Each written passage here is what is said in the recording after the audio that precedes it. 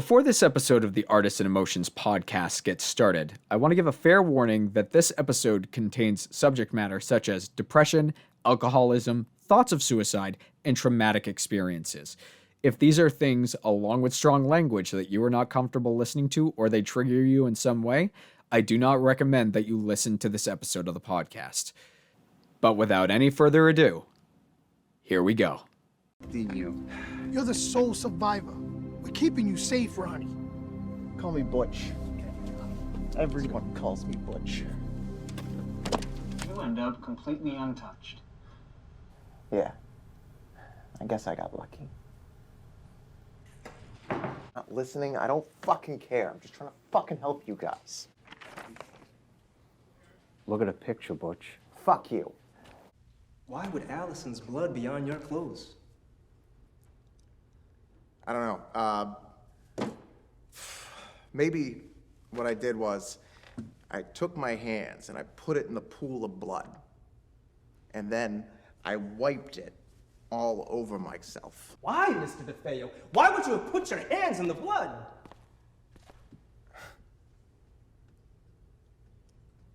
Mr. DeFeo. I don't know. Maybe I like blood. Why? Did I kill my father? I killed them all. I had to. It was self-defense.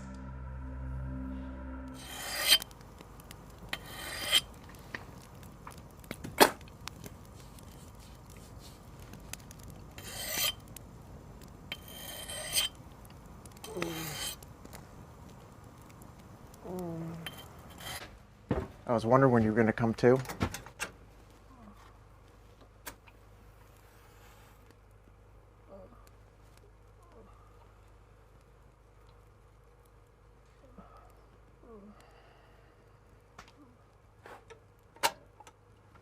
What's your name?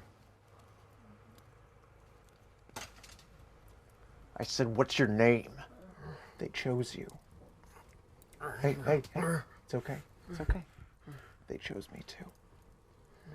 I don't know who they are, but they can be very persuasive. They gave me a choice. Broke it down real easy for me. Be the offered or do the offering. I chose the latter. Maybe it's you.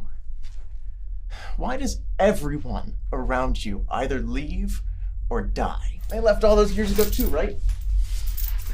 Kind of a strange time to try and play Father of the Year. You need to stop. Your neighbors, they're dead too, right? First one on scene for that one? Kind of suspicious, don't you think? Enough! And Stacy. You rip her open too!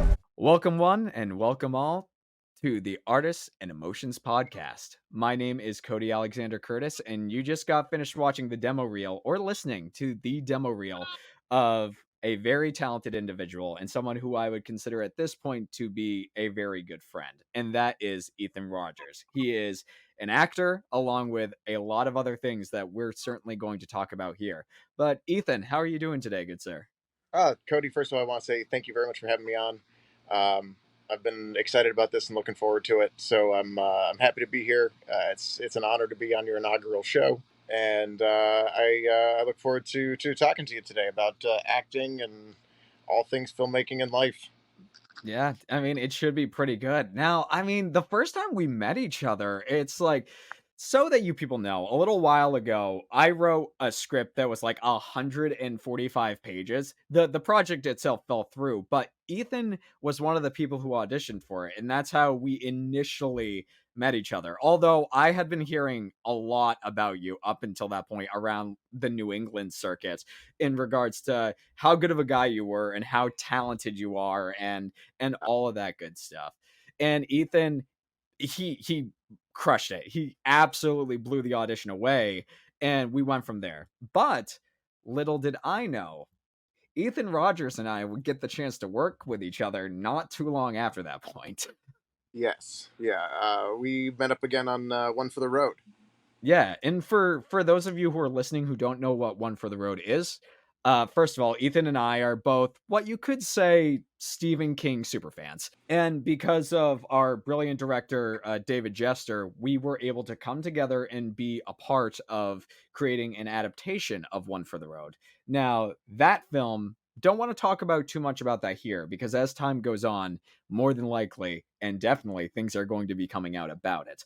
But I remember if there's one thing I can say I remember the most about working with you on that set is just once again, just how genuinely good of a guy you were. And I know we had actually sat down and talked like 2 months before we actually went into production, something along those lines. Yeah. And we just had a conversation over coffee about life and about our love for film and then we finally got the chance to actually work across from each other. And I now especially now have nothing for respect for you as a person and how you work and just everything else. You were a joy to work with. And I remember the last thing I said to you before I left was the fact that watching you work, it felt like taking a master class in how to just not only be a good person, but to be a good and professional actor at the same time. Well, I appreciate that, Cody. Thank you very much. It's very flattering. You're a phenomenal scene partner. You make the scene easy to work in. So that's all I want to be. Is I want to be somebody that allows my scene partner to be able to stretch their creative legs. Get the takes that we want, get the takes that we need, make the director happy, get everybody home in time for a little bit of relaxation, so we're not on set for 14 hours trying to get it.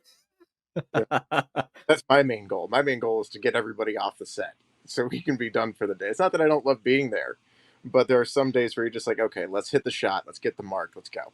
Yeah, and especially when you've got multiple 14-hour days back Yeah, to back to back, it, especially if some of them are overnight shoots. it can be a lot, and so you want to just be able to say, I want to be when it comes to being on set and being an actor. I picked up a mantra when I was working on Free Guy. I did some background work on Free Guy with Ryan Reynolds. Hell of a fun set. But one of the lessons I learned there and a mantra that I established for myself was that I always wanted to be the person that you want to be around on set. Everybody knows the person that you don't want to be around on a set. It's the griper, the person who's complaining about every little thing. Just groan. And there's a certain amount of griping and bitching and moaning that I think is acceptable and allowed because we're humans, but it's not what you want to hear all the time. So my mantra is just be the guy you want to be around on set. You want to be light, you want to be friendly, you want to be having fun, but being professional at the same time. After all, we're there to work, but it's a job, but it's a fun job, but it's still a job. So Yeah. you've got to be able to draw the line between, okay, the cameras are off, we're off camera, we're relaxing. See, he agrees. Oh, yeah. Um, Aw. um, and being able to turn it back on and go to work. Nobody wants to be on all the time, and it's exhausting to be on all the time. And you want to be able to build a relationship and a rapport with the people around you, because that'll Yeah. help get better workout. If you have a rapport with the person standing next to you, you have a little bit more knowledge about how far you can push them in a scene. Yeah. Either, push them to get somebody to laugh, push them to get them to cry. Just having a working rapport with your co-stars or your scene partners will always make the job easier. With what's going on in the industry, being connected and being a good person at the end of the day is still it's so crucial, especially with the SAG after strikes and the Writers Guild strikes that are going on right now. Being a good person and being a person that people want to work with, it's really important. Yeah, But because now you don't want to work with assholes. exactly, you do not want to work with assholes. The era of the prima donna actor has got to end, and it's there's no room for it. It stifles creativity. It hurts the people around you. It takes the focus off of what should be a completely and totally collaborative effort, and makes the focus all on one person having a hissy fit. And that's not what film is supposed to be. Film is supposed to be fun, hard work, and a collaborative process.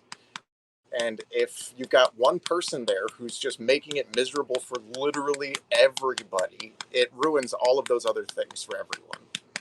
For sure. And now that we're sort of here, Ethan, I would love for everybody listening, and of course for myself, for you to just tell us a little bit about yourself, like where Yeah. you're from, sort of a little bit of your history, what got you into acting, like as much as you want to share, feel free.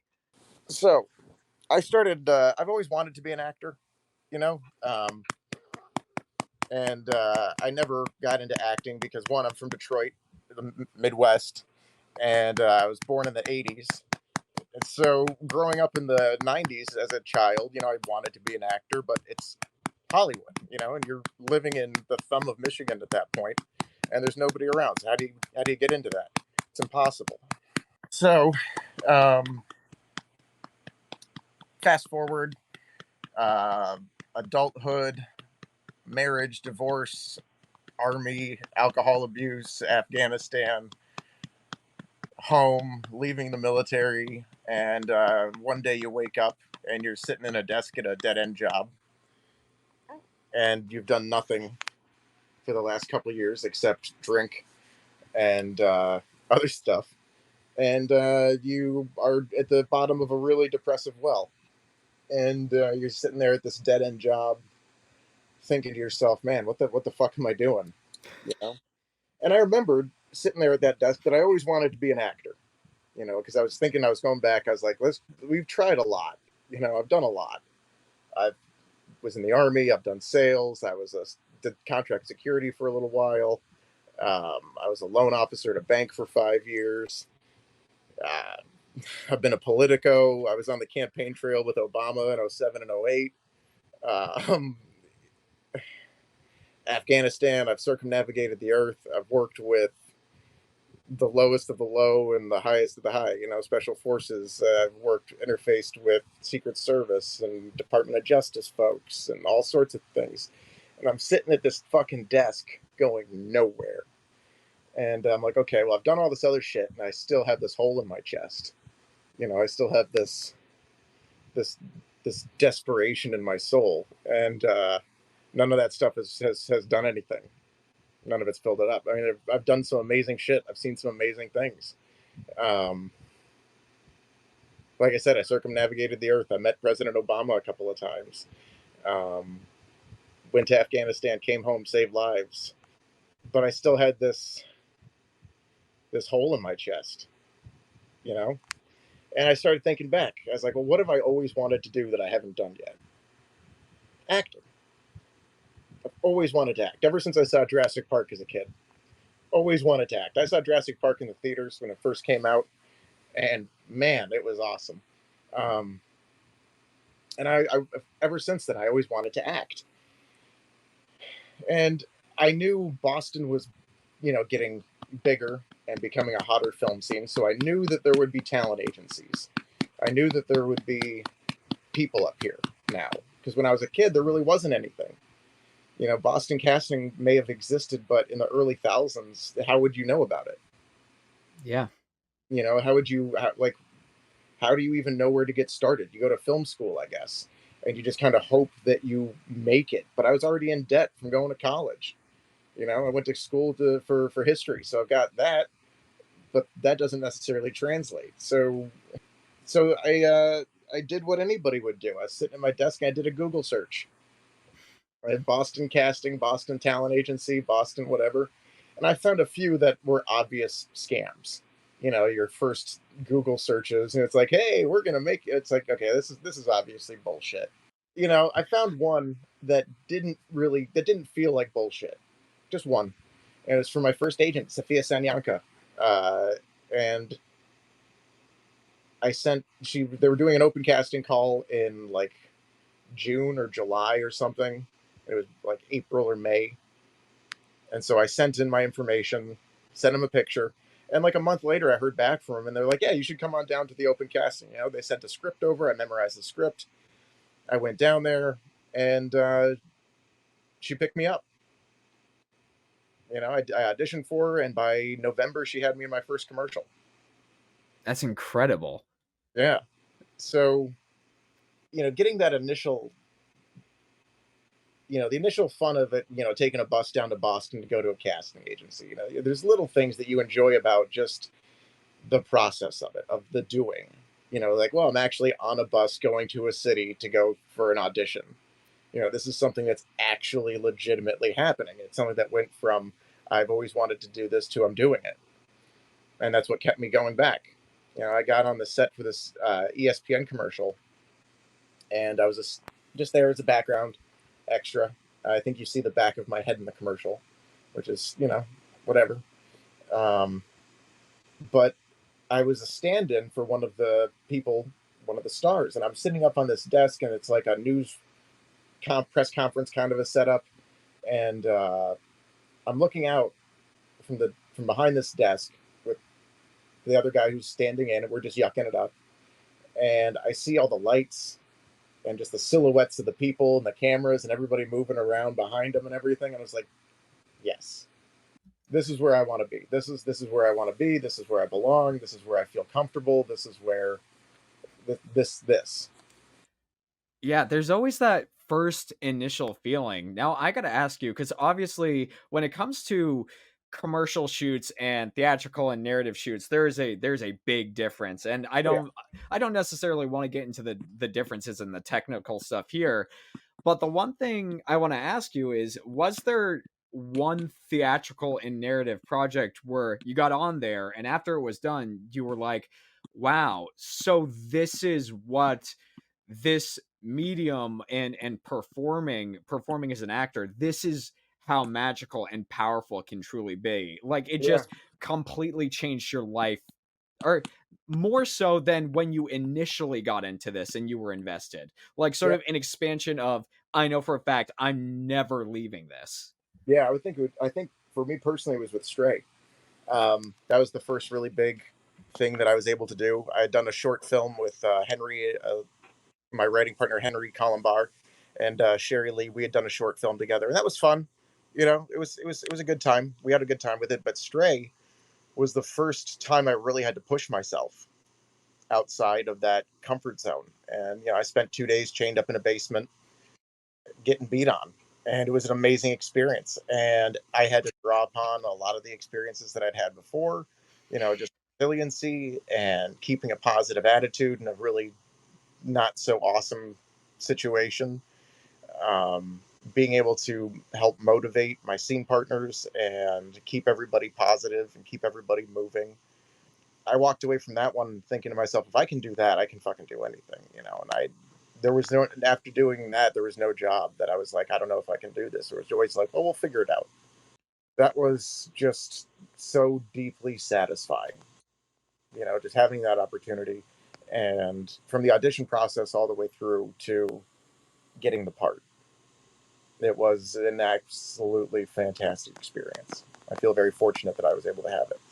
I'm glad you have that. Like, once again, maybe it was because of you and a lot of the other people that we worked with, but that experience for me was on One for the Road. Oh, It thank you. it's like, for the longest time, it's like you get into it initially and there do come certain points where you feel like you're going through the motions. One for the Road for me was the first time where I looked at this and I just said to myself, I'm a fucking actor. Like, this is absolutely who I am. And it's because of you, because of David, because of our head producer Lee, because of a bunch of the other people we worked with. It was such a transcendent experience. Now, the next thing I want to sort of move on to, because you've talked briefly about sort of going to Afghanistan and sort of your past before acting.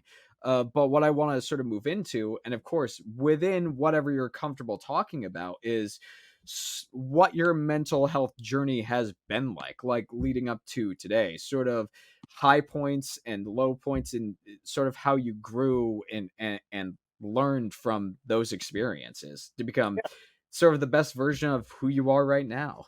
Yeah, well, I'm working on that. Working on being the best version of myself. It's like Lincoln said, we're working towards a more perfect union. It's not perfect yet. Yeah. We're always be aspiring to be the best versions, and that's going to be somebody new every day, or every week. But anyway, yeah. So right before I left for Afghanistan, I went through a not so great divorce. And I was in a really not so awesome place before I left. I'd been drinking pretty heavy, um, and got into a little bit of trouble, and ended up still going to Afghanistan. Um, and it was hot. You know, it was a very very hot place. Didn't see a lot of what would be considered classic, combat action or whatever people think from the movies. No, I was a military police officer. Um, and I served in that capacity. We were on what's referred to, it was Kandahar Airfield. It's not ours anymore. And there was the base itself was 12 square miles by 4 square miles. So not a huge place, but very long because it was an airfield. And at the height of the summer, there were 60,000 people there. And there were 32 of us to do police work. And it was a lot, so we would run 12-hour days, 7 days a week, one on or one off, and then 7 more on. It's because there were just so many people and so few of us. We were pretty much always shorthanded. Gotcha. Now, for somebody like me or anybody else who might be listening, what would be the main differences between, let's say, officers you'd find inside of the States and somebody who's in the military as a police officer? Well, it really depends on where that military police officer is doing their job. For me, we were in a combat zone. Kandahar was considered a combat zone. So the biggest difference would be that people would shoot rockets at me every once in a while. I had a lot more accountability as far as my actions were concerned. And we ran pretty much the full suite of police operations, though. So we were running traffic. We were doing, so we would do community policing, quick reaction forces. We would do response to threats on the wire. We would do investigations for pretty much everything from simple assaults, robbery, homicide. We dealt with 2 riots, over 100 rocket attacks, 1 ground attack, 1 green on blue incident where a friend of mine was killed, and a whole bunch of other stuff. And we did that for about a year. So we'd find one of the things we do with finding insider threats. Insider threats would, consist of Iranians and Pakistanis or Afghans or pretty much anybody who was passing information to people that were adversarial to us. So worked on finding those guys, all sorts of stuff. Gotcha. Okay. And sort of circling back to what we were talking about here a little bit earlier, in regards to when you were over in Afghanistan and you did have all those responsibilities and those dangers on your back, what would you say the hardest part of being in that world at the time was for you? The hardest part, honestly, was being away. Being out of touch, being away from everybody. I didn't see, the thing is, for a hard dose of honesty here, I wasn't trying to come home from Afghanistan. So let's just put it in those terms. I was in a really dark place when I was there, and if I had died doing my job, it wouldn't have bothered me. Gotcha. So I wasn't exactly going out of my way to not. I wasn't going out of my way to avoid the dangerous situations that I'd find myself in. And so I was in a pretty dark place when I was there. And the hardest thing for me was not killing myself. Gotcha. So overall, I've had 6 suicide attempts, 2 in Afghanistan, 4 since I've been home. It was a rugged time. I've gone through a lot of therapy over the last. Oh, No, buddy. for a big guy. Big sneeze for a big guy, and he's out. Okay. Yeah, so all told, I've had about 6 suicide attempts. 2 while I was over in Afghanistan and 4 more since I've been home. I haven't had a suicide attempt in 4 years, 4 or 5 years. So I'm doing pretty good. That's good. But I've been in constant therapy. I don't see a therapist as often anymore, but I still do see a therapist. I have several different mental health issues. So I've got PTSD. I've got I'll try and do it alphabetically. That's more fun. Anxiety, ADHD combined type, bipolar type 2, depression, schizotypal personality disorder, which is on the schizophrenic spectrum, and I know I'm forgetting one. I'll It's remember. okay. So I've got a whole bunch of different things going on, and so my mental health journey has been a story of ups and downs. But ultimately, I feel like since I've been in therapy and on medication, and since I found acting, all of those things really tied together as what I needed to make it. It was a combination of perseverance, having a really great support network. I have to say, I've got an amazing family and network of friends that have always been there for me to pick me up when when I'm falling down. And so, without them, I wouldn't be here. And without acting, I wouldn't be here. And without that, I wouldn't have this little guy who's, really become the main inspiration for me to be here and to keep pushing as far and as long as I possibly can. I mean, look at this guy. He is really adorable. I mean, isn't he? Look at that face. Hold on, this is my face. That's I his face. mean, how can you resist? How can you resist that face? Look at that face. Fucking Look at wild. this. All of this because I started acting. Yeah, I mean, it's all really really wonderful stuff. I am sorry that within all the goodness you've had in recent times, you've had all those rough experiences too.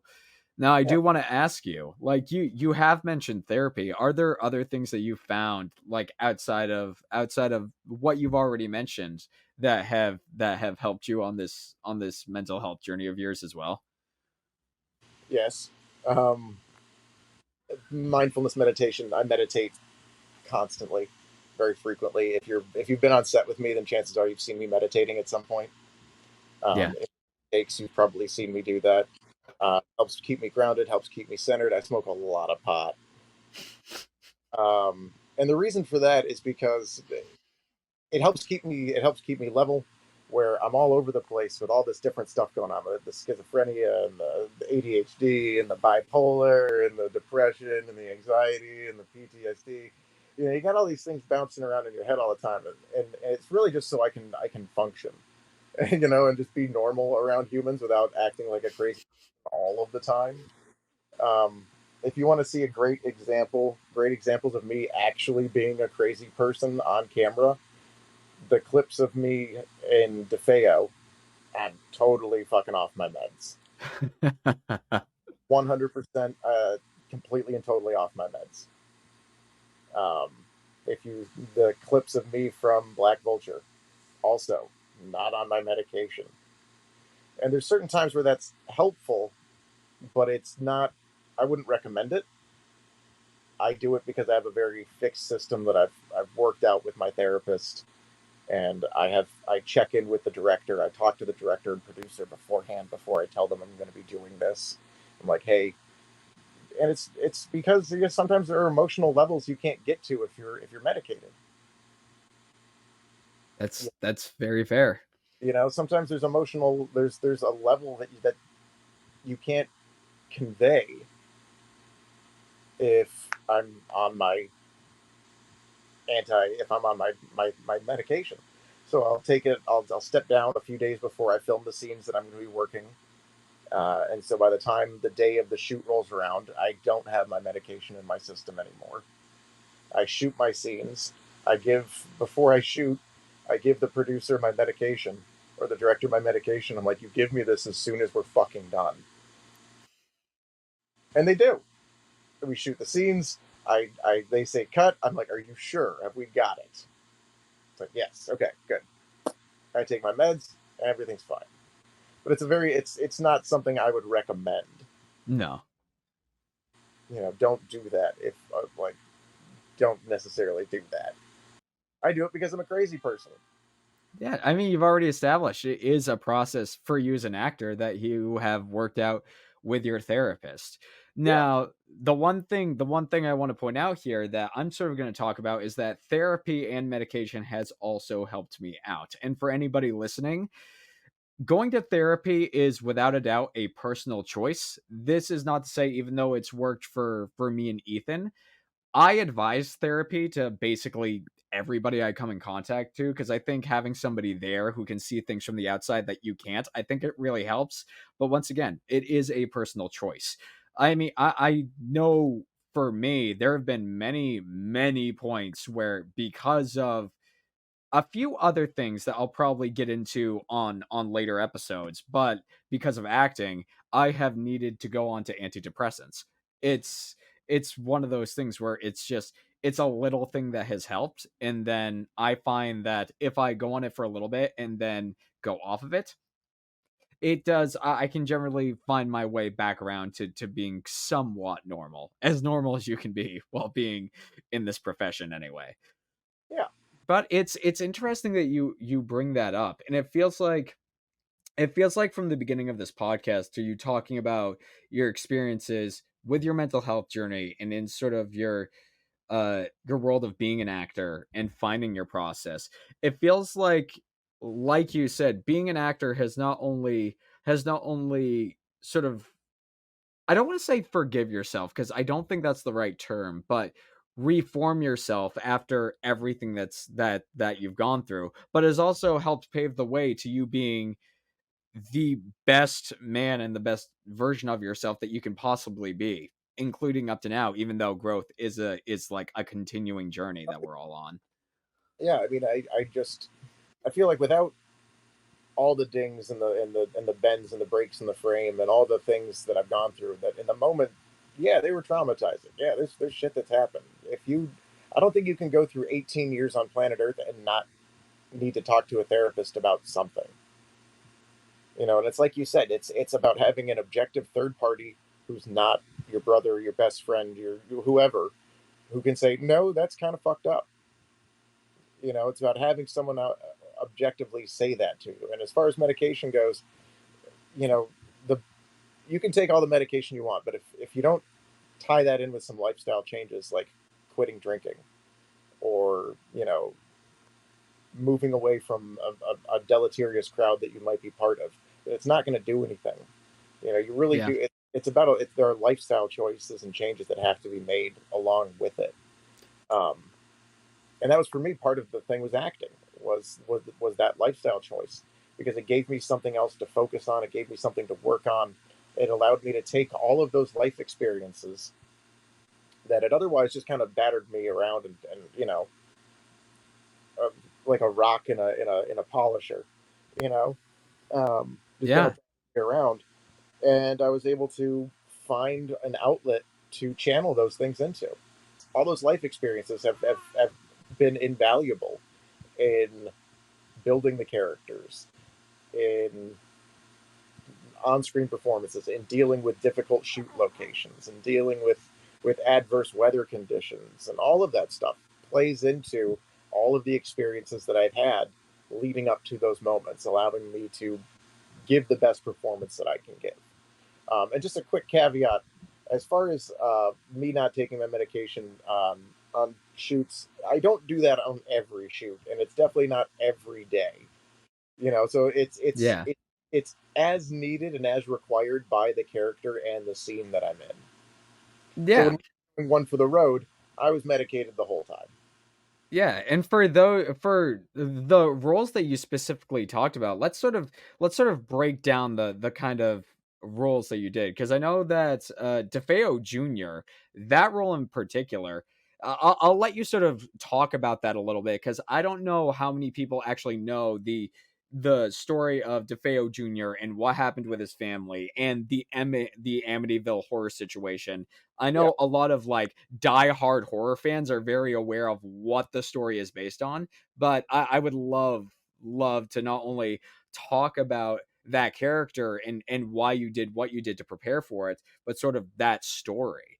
Because I think in terms of talking about mental health, especially being in a creative space, DeFeo Jr. wasn't exactly a mentally healthy individual Oh by any no, means. no, by any means. I mean, he was a classic narcissist with psychotic tendencies. He was a drug addict. He was a drug dealer. He was an alcoholic. In the days leading up to the crime of him murdering his entire family, he was on a strict diet of scotch and heroin. So that's not going to leave you in the best mental place imaginable. You know, if Yeah. you're on a bender before something happens, you're probably not thinking straight. But no, he was a deeply troubled individual. It was difficult to find because I like to find something I can identify with when I play a character. You know, there's got to be something that I can latch onto and say, okay, this is. But for DeFeo, it was difficult because there wasn't really a whole lot of redeeming qualities. He was a racist. He was a very he was physically diminutive, but still a brutal individual. You know, he would start fights. He would pick fights. Um, he would threaten people. He had his family had connections to the mafia, which he used to act with impunity. You know, he was just an abusive little piece of shit, quite frankly. And one night, he ended up murdering his entire family. I have no doubt that he did it. I watched hours. I mean, I watched every piece of footage that I could find, every single interview, every single press appearance, every single courtroom appearance that I could find that there was any kind of footage of, to study his mannerisms, to study his voice, to study how he would respond, how he'd react, how he'd shuffle in his chair.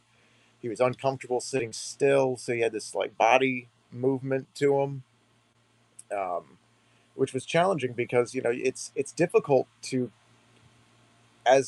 emulate that if it's not your natural state. If it's your natural state, then you're doing it. Your autonomic systems are functioning. You're just doing it. You're not paying attention to doing it, and it doesn't wear you down to think about doing it because you're just doing it. But if you're mimicking it, you have to think about doing it constantly, and so that can get mentally tiring. So you've got to do that for a while so that you know how you're going to look when you're doing it. You know, how's it going to play on the camera? How's it going to look? How did he hold his lip?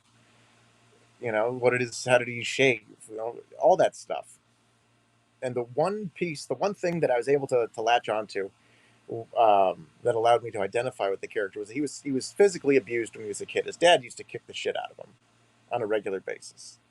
And I used to get picked on quite a bit when I was a kid. I was small, and I had two older brothers who let me know on a regular basis. And there were, so I got beat up a lot. And so I could identify with that as something that he and I both had in common. Granted, his abuse was significantly worse than mine, but it was a commonality. It was a thread, and I feel like that was all it took. That was all I needed to be able to step into that place. And it was interesting. I didn't like having DeFeo in my head because he was a deeply unpleasant individual, Yeah. um, deeply narcissistic, very selfish, and capable of incredible violence when his back was to the wall. Yeah. That's how I feel about it personally. I feel like there's a lot to it, but personally, I feel like he had his back. He felt like he had his back to the wall for one reason or another, and murdered his whole family. And there's nothing redeeming about any of that. And quite frankly, I'm glad he's dead. Yeah, like you're not wrong, and I think you've definitely hit on just by talking about your experience preparing for the role itself. It's something that we as actors understand, but not a lot of people in the outside world looking in terms of preparing for roles like DeFeo Jr. or like say a Curly from of Mice and Men, or Yeah, like these really really troubled and dark individuals. There's a reason why actors go to therapy, especially when we have to prepare for stuff like this. And even in general, being an actor means being prepared to be emotionally vulnerable to the point of teetering on the edge of depression a good portion of the time. yeah, And when you've got to play a character like DeFeo, and I use the Curly example because I actually played Curly in Of Mice and Men in my senior year of college. uh those characters, they do get in your head because you don't ever want to bring work home with you as an actor, but unfortunately when a character is so polar opposite of who you are, sometimes it does sneak in, and that's why therapy helps. It Yeah. helps get that out of your system. Oh yeah, and the sooner you can drop it, the better. I'm not nostalgic about my parts. That's I think the best way I can describe it is I'm not nostalgic about the parts that I play. I play them, I enjoy them while I'm doing it. Some more than others. Some I enjoy an incredible amount, but I'm not nostalgic about it. Let's go. Let's keep working. Let's move on to the next one. Yeah, Yeah. it's not fun to sit and wax poetic about something you've already done. What's fun is doing something new. What's fun is making a scene that's never existed before. For sure. And What's it, fun? it it's like you said before, as spectacular as we all feel it is, acting is it's a job. You Yeah, go in, you do your work, you go home. Like yeah. that's what happens. And one of the things I think, as far as it's a job, right? Which means that there's a certain level of a certain expectation of ability and professionalism. If you go to a job, like a real job, and you show up, there's expectations of you on how you're going to act, how you're going to perform while you're there, right? And there's nothing more frustrating to me as an actor than showing up on a set and it's not where it should be. There's a place to have fun. There's a place for spontaneity and improvisation. I'm all about it. I think it's great. But we've all been on those sets where you're like, what are we doing right now? Yeah. And it's a warning to young actors. Keep an eye out for that. I'm not going to drill on it. I'm not going to name names. I'm not going to point fingers. But as we're sitting here, handing out pearls of wisdom and talking about life, if it feels like it's not right in your gut, it probably isn't.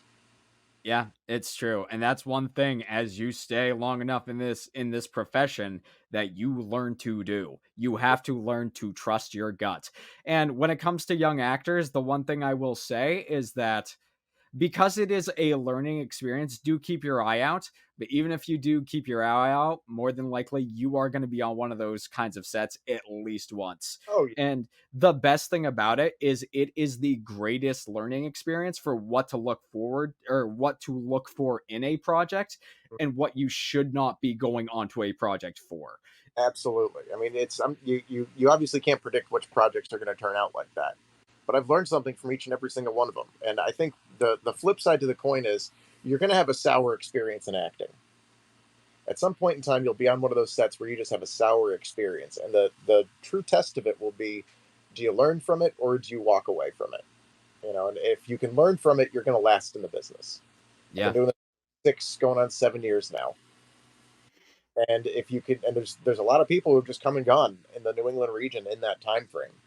You're like, where did they used to do? Okay, but if you can learn from those sour moments and say to yourself, okay, that's how I don't want my set to run. I want to be on a different level. I think that's important to be able to recognize and encourage that.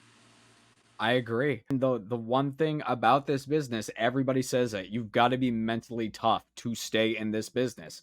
And it's one of the reasons why I started this podcast is because there's not a lot of people outside of the industry who know, like, just if you are not careful when it comes to whether you're an actor, a filmmaker, a storyteller, a writer, anybody in a creative space, if you are not careful, your mental health will be destroyed Oh yeah, if you're not doing what you need to take care of it so you can have longevity in this career. absolutely. It's a marathon, not a sprint. And you got to be wary of people who are going to want to take advantage of you and for their own benefit. Not everybody has the best intentions at heart in this industry, quite frankly. No. There's a lot of users out there Yeah. uh, who will use you up for their own art. It's And true. it's unfortunate. I'm not sure how we got on that subject. I'm a little I'm very tired. It's hey, it's okay. And I think you bringing up that point, I think it is once again, I mentioned a little bit about it earlier, but talking about people using you in this industry and trying to basically take away your rights as a performer, it's relevant to what's going on in the industry right Oh now yeah. with the SAG and writer strikes going on right now. The number one rule everybody should be following in this industry and in this business is just be a good person. Try be a good person and keep your nose clean. That's what it comes down to. You do that and you do the things you need to take care of yourself, you'll be able to stay in this industry forever. Yeah. Just build like networking, building connections, and doing everything you can to take care of you, your mental health, and the people around you. That's what this whole industry is about. Yeah. I mean, an event, and hopefully getting paid at some point. Which, let's be honest, the amount of work we have to do to get to that point is it's a lot. It's Uh, unfathomable. And even the people who are doing it don't get paid.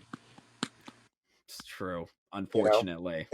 it's to me, it says the old studio models are dead. Yeah. Um, and I can't wait for them to die.